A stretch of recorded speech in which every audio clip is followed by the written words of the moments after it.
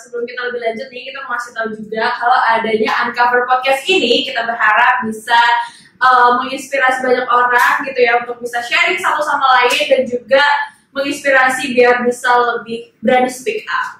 Nah betul tuh, kita bakal ngebahas isu-isu atau fenomena-fenomena yang lagi rame dibahas juga di masyarakat. Dan tentunya di sini kita ada Anggi, Nadira, Nadia.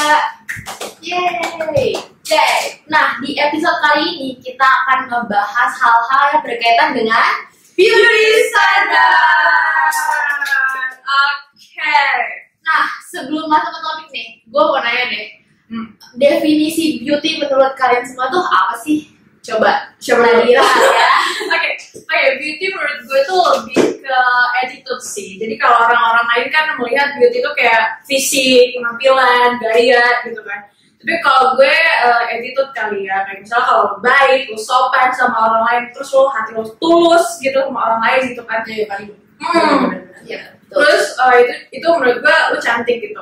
Jadi lo nggak harus penampilan lo kulit putih kayak ya gitu-gitulah. Pokoknya yang penting bagi gue lo cantik tuh lo apa adanya gitu.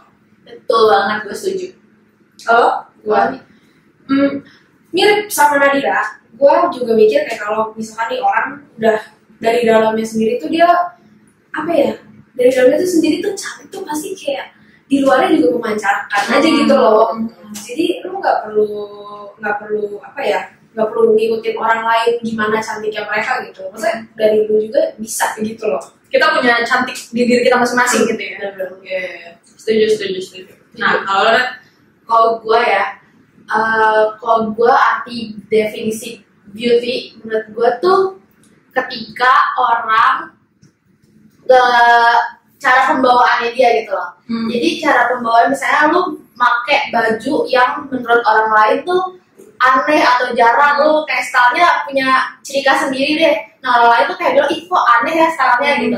Tapi kalau cara pembawaan lu dengan percaya diri, lu pede jalan kayak di tengah-tengah keramaian gitu dengan style lu yang beda, dan itu menurut gue kayak jadi wah ini orang cantik sih, ya keren. Karena kalau misalnya lu berani tampil beda dari yang lain, lu bakal jadi apa ya, jadi istilahnya iya bener-bener jadi terus di mata orang jadi menarik karena lu beda sendiri gitu kan. Kalau misalnya lu sama orang lain, lu gak bakal bisa dilirik orang lain gitu. Benar banget. Yang penting berani beda sama pede, percaya diri. Betul banget. Betul kalau di situ. Oh iya.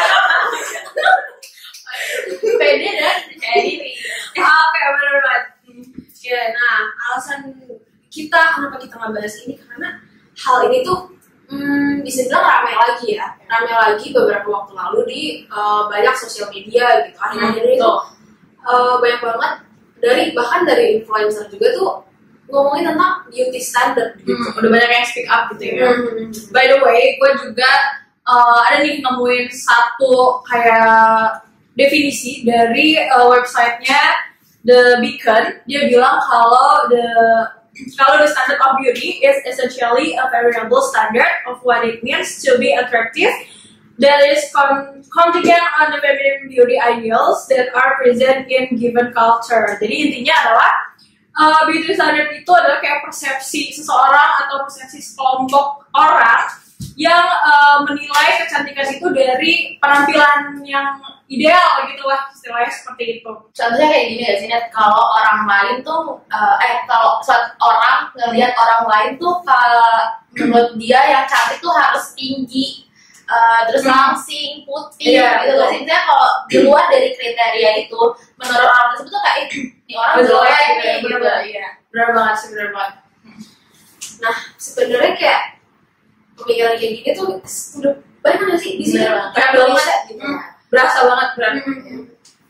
Nah, gue juga ada nemuin nih kayak data gitu yang menyatakan bahwa sebanyak 84% wanita di Indonesia nggak merasa kalau dirinya cantik. Wow. Nah, lo merasa diri lo cantik ya? Enggak, masuk ke dalam 84% ini kali ya. Nah, juga ada sebanyak 73% wanita di Indonesia tuh percaya kalau lu mau sukses, lu harus mengikuti standar kecantikan tertentu.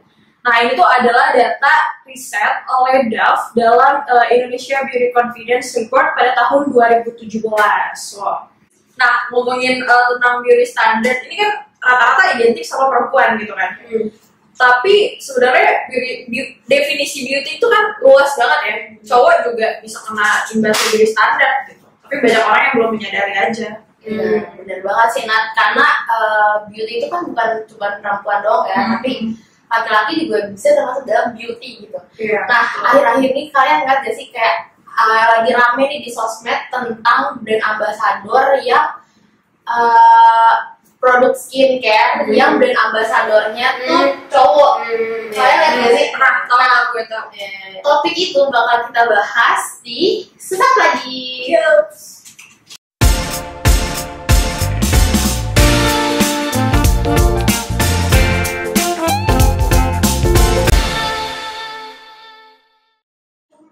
Nah, masih ngomongin tentang beauty standard nih. Nah, di beberapa waktu lalu ya, gue pernah lihat gitu, jadi ada produk skincare yang brand ambasadornya itu komika Marcel Widianto dan Babe Sandika. Gimana tuh? Ya betul banget, dan menurut gue iklan itu tuh ingin mematahkan stigma di masyarakat kita sih. Kalau lo pengen jadi model, kalau lo pengen jadi bintang gitu kan, lo gak harus cantik yang kulit putih gitu. Lo gak harus langsing, tinggi, berotot, kekar gitu kan. Dan iklan ini juga ngebuktiin bahwa beauty standard itu ada juga loh imbasnya buat cowok, jadi gak cuma cewek aja gitu. Benar banget, kalian lihat sih dari spanduk-spanduk di jalan nih, netizen tuh banyak yang gak setuju sama kalau sama produk skincare ini, kalau BA-nya tuh si Marcel sama si Babe, jadi kayak banyak netizen yang ngehujat lah terus sebagainya gitu.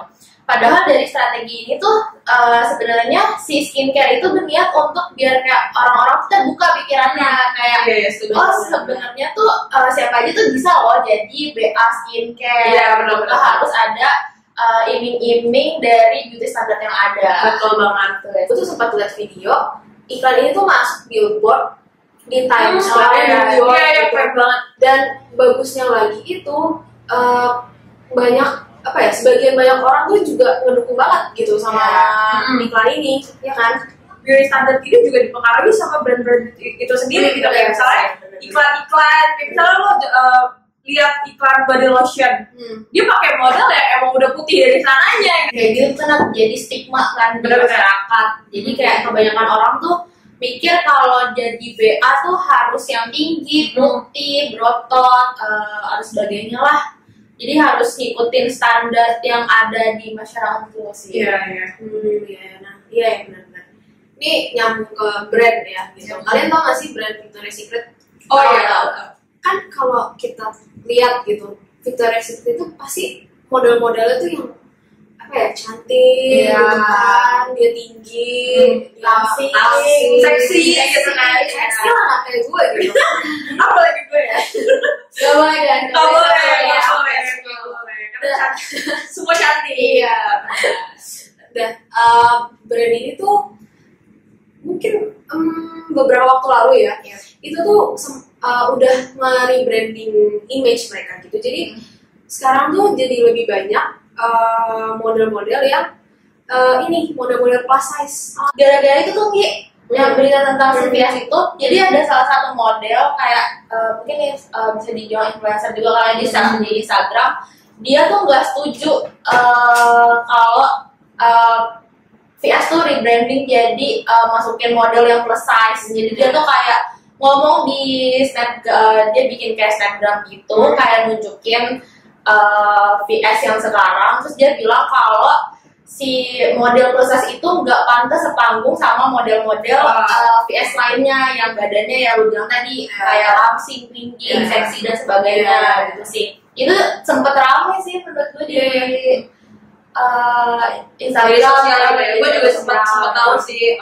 Terus juga ada beberapa influencer kecantikan yang lainnya juga komentarin bertolak sama dia juga gitu kan. Nah, next juga ada kasusnya Nurul Akmal nih yang kemarin ya. Nurul Akmal ini adalah seorang atlet angkat beban. Dia udah membanggakan Indonesia gitu kan. Wah, keren banget, udah membanggakan Indonesia, membawa harum nama Indonesia di Tokyo 2020. Tapi setiba dia tiba di Indonesia nih, dia dapat body shaming gitu dari ada bapak baru banget nih dia tiba di Indonesia disambut sama wartawan dan lain-lain, terus ada bapak gitu yang ngomong yang paling kurus gitu. Wah itu kan udah termasuk body shaming sih gitu kan, parah banget sih. Parah dah, kan maksudnya kan dia udah apa ya, udah mewakilkan Indonesia gitu ya, nama negara gitu kan, bawa nama negara sampai ke Olimpiade gitu. Maksudnya aduh kok bisa-bisanya gitu loh sampai sini tuh. Padahal ini kan juga untuk kita gitu. Itu kebanggaan Indonesia gitu. Iya. Aduh, gimana baru banget balik dari Tokyo disambutnya kayak gitu. Gue juga sempet kayak kesel banget sama bapak-bapak kayak si bapak-bapak itu belum tentu bisa kayak si Nurul ya. Udah membanggakan Indonesia gitu. Iya benar banget. Dan ini juga pengaruh gitu dari adanya standar badinya si atlet ini gitu kan, karena orang-orang berpikir kalau misalnya lo atlet tuh badinya kekar, berotot gitu, pokoknya ideal lah istilahnya kayak gitu. Tapi kan itu nggak harus menjadi suatu kewajiban kalau misalnya jadi atlet tuh harus kayak gitu. Jadi kalau misalnya lo udah usaha yang keras gitu, lo bisa jadi siapa aja gitu sebenarnya. Kayak nanti di impossible gitu kan, bisa jadi siapa aja. Iya. Benar sih. Dan untungnya lagi ya si Nurul ini tuh dia tuh nggak ngedown menurutnya ya untuk netizen gitu. Dan dia tuh sempat gitu dia diwawancara sama salah satu media gitu, dia ditanyakan sama interviewernya, Nurul ini nggak baca nggak komentar-komentar dari netizen gitu. Dan Nurul tuh benar-benar cuma senyum dan dia bilang, oh iya aku tapi nggak aku cuma fokus ke komentar-komentar positif dan hal positif lainnya gitu sih. Jadi kayak Nurul keren banget sih. Nah ngomong-ngomong dari kita ngomongin tentang body shaming gitu kan. Jadi kemarin nih kita tuh udah bikin question box di Instagram kita masing-masing. Jadi ada beberapa temen nih yang share tentang body shaming yang dirasakan oleh teman-teman semua. Yang bakal kita bacain di podcast ini. Yep, langsung aja kali ya. Ini dari Instagram gue nih ada salah satu orang yang bilang dia pernah katanya kena body shaming. Katanya badanku berotot, dibilang gay. Nah, ini dia nih tadi. Lu serba salah gitu ya. Serba salah. Lu kayak mau badan lu terlalu kurus, dibilang ini, badan lu terlalu gemuk, dibilang ini. Terus berotot dibilang gay. Kayak, lu maunya apa sih gitu kan? Dari gue ada nih, jadi dia share kalau abis ngelahirin kan, jadi ibu-ibu muda gitu ya, mamut gitu ya. Iya, mamut. Terus ada yang ngomong ke dia kalau habis ngelahirin kok badannya melar banget. Parah. Itu normal gitu. Gimana ya cara menormalisasikan kalau ya emang habis melahirkan terus mau gimana gitu ya? Gitu. Iya. Terus ada lagi nih di temen gue dia share kayak dia ada yang ngomong ke dia, ternyata lu aslinya gede banget ya. Wah, jadi mungkin si netizen ini ngeliat asli sama fotonya beda atau kayak gimana gitu, tapi kayak ngablok aja ngomongnya kayak gitu. Ya udah di sosial media tuh lu cuma tahu beberapa persen dari hidupnya orang gitu, lu nggak tahu semuanya gitu. Dan lu juga nggak tahu tuh apa yang dirasain sama orang-orang itu gitu, dengan omongan kayak gitu bisa membuat dia makin stres atau itu bisa itu pemikiran bisa jangka panjang loh. Iya, mental health juga kan. Nih dari gue ada salah satu dikatain kayak singa berantakan gitu cuman karena rambutnya keriting. Aduh, wah parah banget sih. Kenapa ya orang-orang tuh bilang orang lain cantik gara-gara rambutnya lurus? Padahal gue ngeliat orang rambutnya keriting tuh lucu. Iya. Sumpah. Offense banget ya. Lucu banget sumpah. Cantik gak harus lurus guys rambutnya. Enggak cantik. Lu cantik apa adanya. Iya. Terus ada satu lagi nih, masa pernah daftar part time, mau daftar part time di tempat kopi gitu, cuma ditolak gara-gara ada persyaratan good looking. Wah, ada definisi good looking menurut si kafe shop apa ya? Yang penting lu berpenampilan rapih lah istilahnya gitu kalau buat kerja kayak gitu kan. Mungkin segitu dulu kali ya.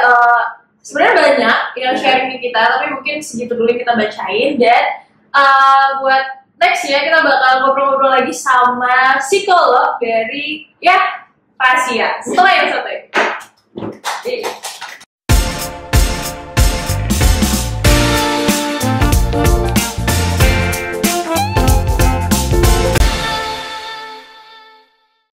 Oke, sekarang kita sudah terhubung ke salah satu narasumber kita, yaitu psikolog, yaitu Mbak Fiona Damani. Halo Mbak. Halo. Apa kabar nih Mbak Fiona? Puji Tuhan baik kabarnya. Baik ya. Mbak Fiona, kita kan lagi ngomongin tentang isu beauty standard nih ya. Sebenarnya sebelum kita lanjut nih ke dalam topiknya lagi, sebenarnya definisi beauty menurut Mbak Fiona itu apa sih? Menurut saya beauty itu enak dipandang gitu ya. Menarik, iya enak dilihat lah gitu. Menurut saya itu sih yang dinamakan dengan cantik atau kecantikan gitu. Selama orang itu enak dilihat dan menarik ya berarti ya cantik gitu. Gitu, oke. Setuju sih sebenarnya. Kalau mungkin dari pandangan psikologi atau dari sisi psikologi sendiri ini, kenapa sih ada orang yang mereka tuh mungkin rela ingin memenuhi standar kecantikan dari orang lain gitu sebenarnya. Ada kebutuhan untuk bisa diterima oleh lingkungan gitu ya. Mungkin mereka punya pola pikir bahwa standar lingkungan itu tuh harus rambutnya panjang gitu ya, lurus gitu misalkan, harus langsing gitu, harus putih kulitnya gitu. Maka ketika tidak seperti lingkungan, mungkin jadinya nggak diterima dan kebutuhan dasar manusia itu diterima. Maka kan jadi bersinggungan. Tapi ini masuknya jadi irrational belief ya. Jadi ada pola pikir yang irasional gitu. Masa gara-gara kita nggak putih atau nggak cantik tadi, kita nggak diterima. Apakah keberhargaan kita hanya bergantung pada kecantikan? Jatuhnya kan jadi begitu ya. Nah, pola pikir yang begitu terus-menerus, mau dia prestasinya tinggi, mungkin atlet gitu, atau dia pinter banget gitu. Tapi karena dia tidak masuk dalam standar lingkungan tadi, sedemikian rupa, jadinya ya sia-sia. Nah, itu kan miris ya rasanya ya. Dan ini sih, lingkungan terus-menerus mengkritik, menuntut harus. Menuntut gitu ya Mbak ya. Jadi kan kita muncul tumbuh, harus begitu ya. Kalau nggak begitu nanti jadi nggak bisa menjadi bagian dari lingkungan juga. Cuma sendiri-sendiri gitu kan. Jadi kita kan tahu tuh beauty standard itu sebenarnya memiliki dampak negatif ya untuk kita. Jadi kayak ada insecurity, terus bisa juga berpengaruh terhadap mental health korbannya gitu ya. Nah dari pandangan Mbak Fiona sendiri sebagai psikolog, adanya beauty standard tuh sebenarnya perlu nggak sih Mbak? Iya. Kalau dilihat dari sisi ekonomi marketing, ya perlu gitu kan. Karena dengan demikian akhirnya penjualan produk gitu, pelurus rambut, pemutih kulit, atau apapun lah, akhirnya kan ini kan, ayo pakai gitu. Maka ya bermanfaat tuh bagi ekonomi dan marketing gitu ya, bisnisnya jadi lancar. Tapi ya dari kesehatan mental jadi terpaku gitu, apalagi untuk hal-hal yang tidak bisa diubah ya. Kalau rambut misalkan beauty standarnya orang cantik itu rambutnya warna merah, bisa dicat gitu kan. Maka kita nggak perlu stres banget lah untuk ngubah rambut ini jadi merah gitu misalkan. Tapi kalau udah bicara tentang bentuk tubuh yang nggak bisa diubah gitu ya, kecuali kalau memang langsing dan itu ya bisa dikurusin gitu misalkan. Atau ini ya harus yang operasi rahang gitu. Terus udah kacau banget, jadi susah banget kan. Nah itu ngasih tekanan lebih besar, gimana saya mengubahnya? Atau warna kulit gitu, ternyata beauty standarnya di lingkungan itu harus yang warna kuning gitu misalkan, gimana cara bikin kuning gitu kan. Nah apalagi ditambah dengan kita nggak punya resource, nggak punya sumber daya untuk bisa mengusahakan itu. Kalau kita kaya raya, uang kita nggak pernah habis gitu, ya bisa aja nih kita operasi gitu ya, makanya nggak stres juga. Tapi kalau nggak punya resource gitu ya jadi problem kan, jadinya tertekan gitu. Nah, jadi gitu, ganggu kesehatan mental juga nih ya Mbak ya. Iya, itu sih paling kalau ditanya manfaat dari beauty standarnya ya. Tadi kita kan udah bahas sampai yang keluarga gitu ya, bisa aja gitu kan ya orang yang malah nggak terima kita gitu kan. Mungkin Mbak Fiona punya nggak sih cara-cara atau mungkin cara gitu ya, gimana tuh cara kita mungkin atau orang-orang yang berada di posisi itu yang mungkin dia sendiri belum diterima secara penuh gitu dari orang terdekatnya gitu ya, itu gimana sih Mbak cara menjaga kesehatan mental orang kayak yang seperti itu gitu, mungkin dari kita gitu, itu ada apakah ada?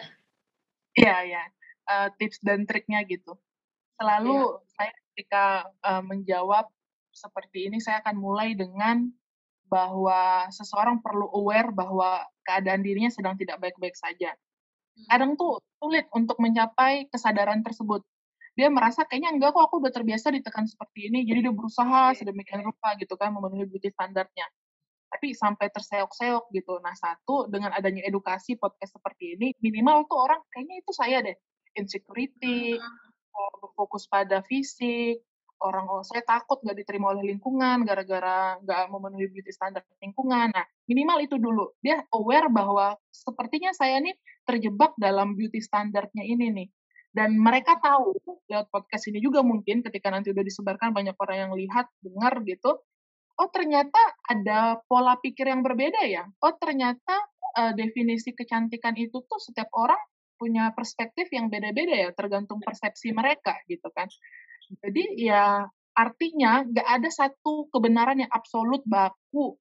Ya putih artinya kan, ya gitu tuh artinya dia kan mulai bergeser tuh dari pola mindset sini ke sini gitu kan.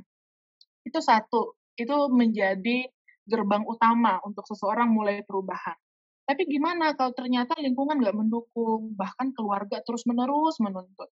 Nah, ketika dia udah firm, udah kuat dengan mindset yang akan dia coba, mindset baru ini, pola pikir yang baru, maka kedepannya yang perlu dilakukan adalah boundaries. Jadi bayangkan kita ini berjarak dengan lingkungan kita. Memang kita masih bergantung secara ekonomi, secara psikologis, butuh juga ya kasih sayang dari lingkungan.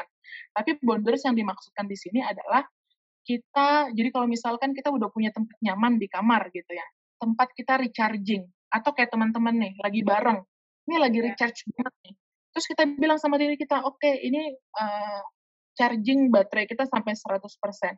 Tapi nanti Fiona, gitu misalkan, keluar dari tempat nyaman ini, keluar dari kamar ini, mungkin akan bertemu dengan orang-orang yang mengkritik kembali. Mungkin akan bertemu dengan kata-kata yang menyakitkan atau mengingatkanmu lagi dengan pola pikir yang lama, bahwa kamu gak berharga kalau kamu gak putih, kalau kamu gak cantik gitu kan. Kita kayak bersiap-siap gitu. Yang penting tuh kita harus mengenali diri sendiri dulu ya Mbak. Terus kita harus aware sama diri kita sendiri dan merangsang kalau ada pola pikir yang lain gitu loh, nggak harus beauty standard, maksudnya nggak harus memenuhi beauty standard ini. Jadi coba cari celah lah gitu istilahnya ya Mbak, untuk melihat pola pikir yang lain. Jadi jangan stuck di situ-situ aja untuk kayak ngerasa insecure dan lain-lain gitu ya. Iya. Oke, Mbak Fiona, terima kasih banyak nih atas sharing-sharingnya, sangat berguna banget nih bagi kita dan juga audiens kita ya. Terima kasih Mbak Fiona atas waktunya. Mungkin kita bisa ketemu lagi kapan-kapan. Thank you Mbak Fiona. Bye. Thank you Mbak. Nah, jadi itu dia tadi pembahasan kita tentang beauty standard. Semoga pembahasan kita hari ini itu bisa menginspirasi teman-teman semua untuk berani speak up. Betul, karena sesuai dengan tagline kita, Uncover, Raise Your Voice.